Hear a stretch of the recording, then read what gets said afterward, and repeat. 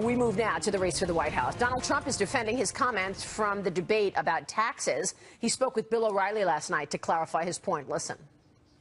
I didn't say that. What she said is maybe you paid no taxes. I said, well, that would make me very smart. And I have to tell you something. Tax is a big expense. And I would mind paying taxes a lot less if our politicians knew how to spend the money. But they don't. They waste the money. I mean, they don't know what they're doing with the money.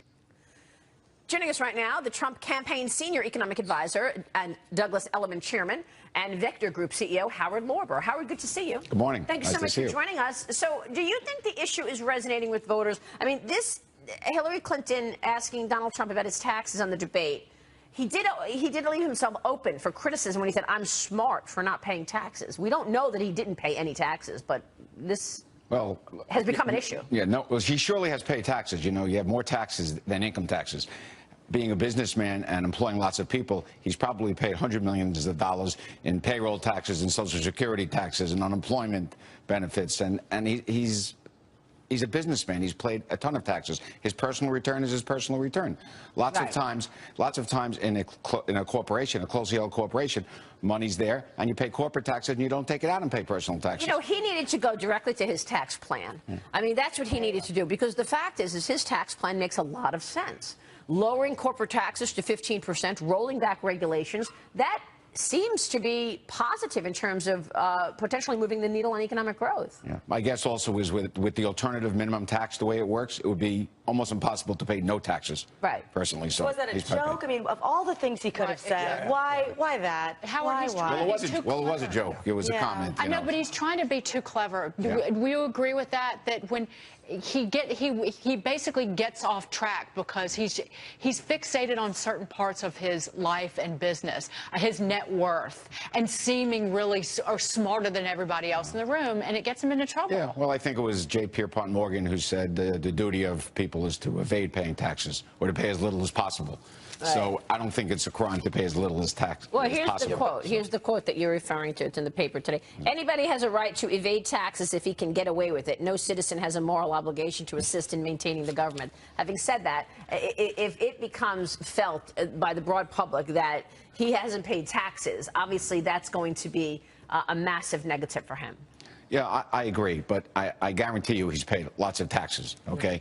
You know, you can pick out years maybe that he paid less than others, but he's paid taxes just by nature of him being a businessman. Just the fact that we're talking about this way, we're falling for the strategy. I mean, exactly. We are. It's really much ado about nothing. Well, could he reveal, potentially, and I don't know if this is up for discussion, could he reveal how much he's paid in taxes without actually releasing the returns? Like, well, the problem there is what the Democrats would then say is, well, how do we know if we don't see the tax returns? And he's basically said, look at my financial disclosures, right? Right. Why are you a Trump supporter? Tell us. I'm a Trump supporter. Well, I've known Donald for 30 years plus. He's a great businessman. He's a great negotiator. He has a lot of the qualities and that are needed to be. He's presidential, in my opinion. I think we've gone through too many years of basically slow or no growth. And by the way, this is all through a time where they've kept interest rates unbelievably low, and they still can't stimulate growth. So what's going to stimulate growth other than tax cuts? It's just impossible. There's nothing left. If interest rates were high, you'd say, okay, lower interest rates and see if you could stimulate growth. We can't lower them anymore. There are no interest rates. But the problem is exactly this. You know, what you just articulated makes sense, but talking about his tax returns and not paying taxes doesn't make any sense to the average voter. He's got to turn that corner and redefine. I'm a businessman. I create jobs. I understand how that works, and I can do that in the broader economy. How does he shift the tone on that issue in the next debate? Well, I think he just will. I think that you'll see a different approach in the next debate. I'm very positive about the next debate. Well, she came out guns blazing. Yeah. She immediately put him on defense, and he took it. Yeah. But his rivals on the Democratic side are criticizing his tax plan. While campaigning with Hillary Clinton yesterday, Senator Bernie Sanders was especially critical on Trump's proposal to repeal the estate tax. This from Mr. 80% tax. Listen to this. At a time when we have massive levels of income and wealth inequality, it is absurd, it is disgraceful for Donald Trump and his friends to be talking about hundreds of billions of dollars in tax breaks for the top 1%. So what is your take, Howard? I mean, look. My take is when it comes to tax policy and economics, I wouldn't listen to Bernie Sanders too much.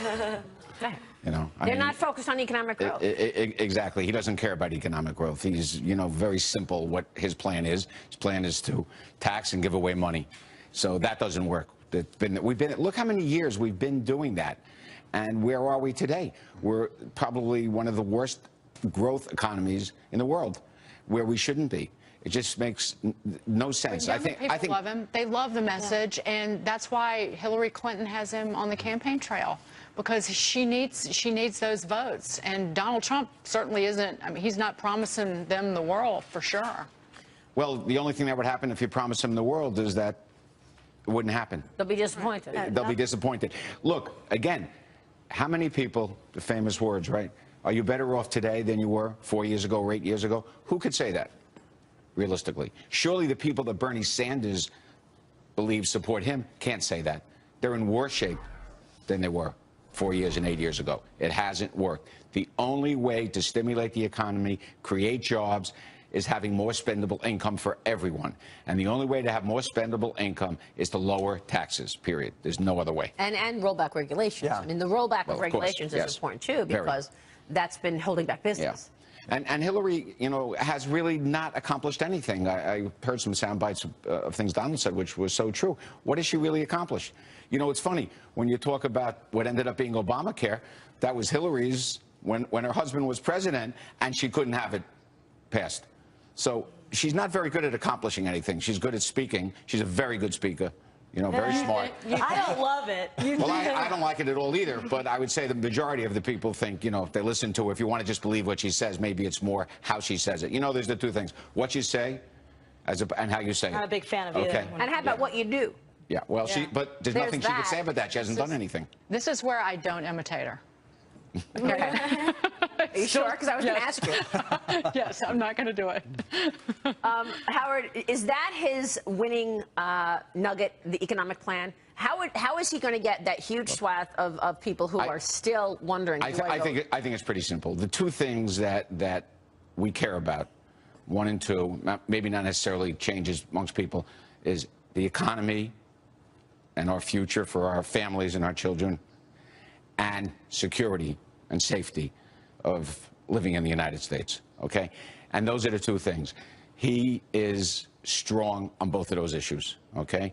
You saw yesterday he had this 50 military people that came out and supported him. He's had police unions support him. Everyone that we care about to protect us has supported him. I didn't see any of them support Hillary. Yeah. No one. Howard, before you go, we got the GDP coming out in 20 minutes on the economy. You're the chairman of Douglas Elliman. How's real estate? What are you seeing in terms of the broad economy based on your seat? Real estate's pretty good. I mean, there was a little bit of a slowdown, maybe the last 5 or 6 months, and I quoted as saying, yes, the market for overpriced condominiums has slowed down. If you price things right, they sell. So it's, people got aspirational. People have no idea how insane the prices are here in New York City. They have no idea. It's funny. They go up 200%, and they double in 4 or 5 years, and then they go down 20%, and everyone says, oh my God, it's a bad, bad market. Not true. So prices have come down. They came down a little bit, not a lot. A little bit. Okay. Howard, good to see you. Nice to see you. Thank you so much. Howard Lorber joining us there. Still to come, the fallout over Wells Fargo's phony account scandal continues. What you need to know is CEO John Stumpf heads to Capitol Hill for a second time today.